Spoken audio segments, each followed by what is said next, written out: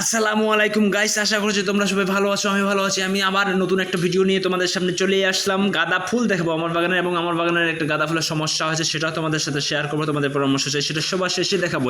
দেখি ইনকা গাঁদাগুলো দেখি আগে। যে এই ইনকাগুলো দুই কালারের রয়েছে, আমাদের হলুদ আর একটা হচ্ছে অরেঞ্জ কালার। ও মাই গড, এত পরিমাণে ফুটতেছে যে ডালগুলো ভেঙে ভেঙে পড়ে যাচ্ছে।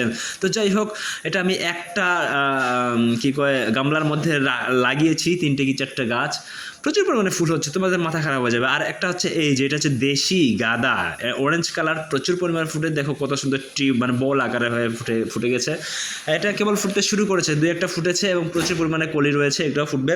এবং উঁচা কত হয়েছে জানো? 7-8 ফিট গাছটা উঁচা হয়েছে। অবশ্যই এতটা উঁচা না, আমি পাইপের উপরে লাগিয়েছি যাতে আমাদের চুনিয়া মুনিয়া সুনিয়া হাঁসগুলো খেয়ে নিতে না পারে। আর যে পরামর্শটা নিতে চাইছিলাম, এই যে এই গাছটা এখনও কোনো ফুলও আসে না, কলিও আসে না, কিছু আসে না, কী করবো, কী হয়েছে জানি না। পরামর্শ দিও। আল্লাহ হাফেজ।